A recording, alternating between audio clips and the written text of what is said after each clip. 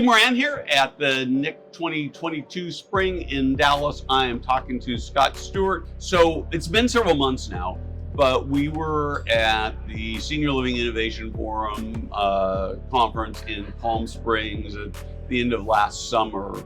And there was a presentation, a panel actually, where there was this idea floated out there, and we've heard it before, that the senior living industry is, in some sense, it's almost like we're on the verge of collapse if we don't have this massive reinvention, disruption, something.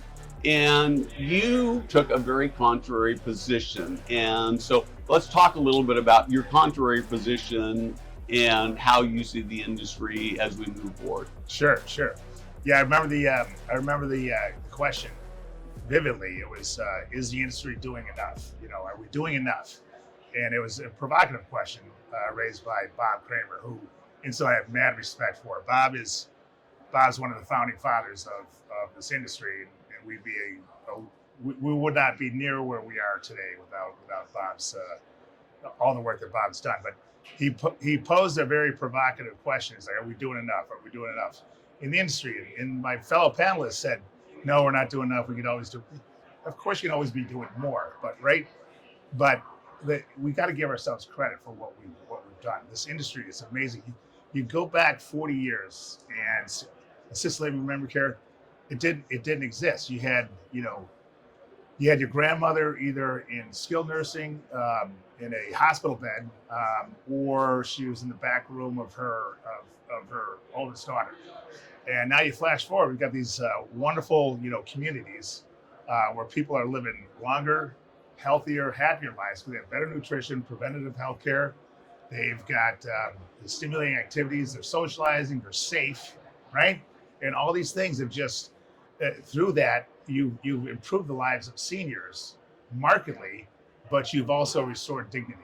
To the point where you've got, in our communities, the residents, instead of sitting in their house coats for 3 days straight, they're putting on festive attire. Coming down to the dining room and pointing a finger in the chest of the cook, saying, "Yeah, you promised us clam chowder every Friday. What gives?"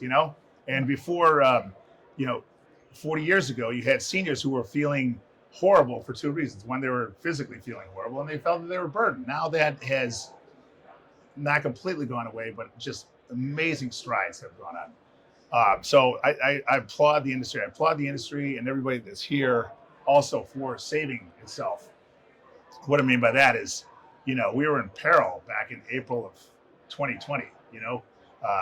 Headlines were screaming that, seniors housing, which was painted with a broad brush, everything from active adults to skilled nursing, all painted with the same brush. In the media, above the fold on newspapers, saying that these are, tinder boxes, they're death traps, and, scaring the general public that seniors housing is not a safe place, when to the contrary. I think we did a great job in banding together, showing up for work every day, saving lives, keeping our heads, keeping cool. People going into these communities that are, filled with, uncertainty, and just toughing it out, braving it out. And here we are, today, emerged a much stronger industry than we were pre-pandemic. So when you look at the industry and you sort of think out maybe 5 or even 10 years, I know it's really almost near impossible to predict. What do you think is going to change? Do you think there are things that need to change, or maybe you don't think we need anything more than sort of incremental change? Well, we're always improving, right? Everybody's improving and everything. So there's definitely some more chicken on the bone, but I think we're in a great spot right now. The other question that you alluded to from that panel was I thought was very interesting in the beginning of it with 2020. While we're all trying to do the best we can and weather the pandemic, there was talk about redesigning seniors housing communities, making the rooms larger as opposed to smaller, and the common areas smaller to keep people socially distanced and safe. And I immediately thought that was wrong-headed. I thought it was a knee-jerk response or a knee-jerk reaction to something that ultimately we were going to get through the pandemic. We were going to solve this problem. We're Americans, right? And we were going to get it. We were going to get past this thing. And these, our communities, our assisted living memory care communities, the reason they work is because they are just that. They're communities. They're social places where everybody helps each other and they bond together, and you spend time, making your life better, enriching your life, as opposed to staying in isolation in your room.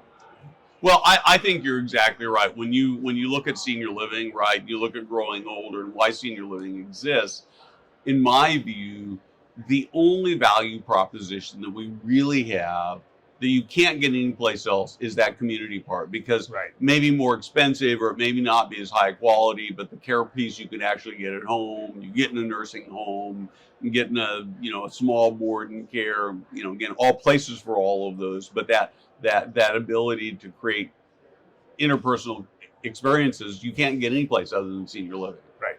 Exactly. So but to your point, Steve, it's like, what can we do? So right now, the oldest boomers are 73, right? Average age for active adult is 72. So the silver tsunami, it's here. We're not just looking, it's going to come one of these days. It's here. The front end of it is here. And I think that the market shift towards active living is fantastic. And how the market, the cohort, the front end of the boomers have reacted to it and taken to it is spectacular.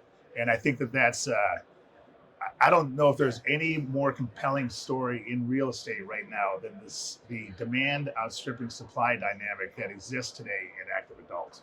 And that's where Capital Seniors Housing's focus is these days. So what happens in active adult as they go from 73 to 93 and they need more services? That has not been completely written. It's we're talking assisted living memory care. It's less than 40 years old. Active adults is in its infancy. It is a comparison basis.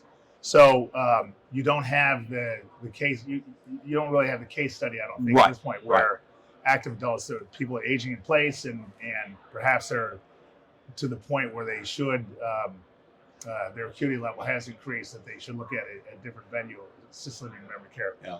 But we'll just jump off that bridge when we come to it. I think that there's going to be a lot of home health care within these communities, and there's going to also be a lot of generation of active adult campuses that morph into the full continuum, a CCRC actual campus type of thing, and where people can as they get older, move from one place to the other without moving. That's the thing I think is really daunting is to seniors. It's just having to pick up and when you're a millennial, you're in your 20s, making a move from one apartment to the other happens all the time, right? When you get older, 6 boxes, right? Exactly. Yeah, exactly. Yeah. And there's nothing to pull off the walls. That's right. Yeah. So they have short stay focus. And when you're seniors, it's a much bigger task. Yeah. I mean, to me, that seems like the opportunity. And I guess as I look at it, I sort of think we're going to see more unbundling of services in that independent living, that active 55, that it let people stay in their home for, a longer period of time. So you start thinking in terms of, a decade or more length of stay rather than 18 or 22 or 36 months. And that's pretty exciting. Very exciting. The other thing that's exciting about the space too is the shift in the market where seniors have gone from, I have to own my own real estate. It's like, it's a great mindset. I think the American dream, having your own place, but the seniors saying, you know what, I'd rather monetize the house that I've been in since 1962 that I bought for $35,000 is now worth, $750,000. Monetize that and go live in a community where you're with your friends. We've got activities and enjoyment of life, and pay $2,500 a month for it. Yep.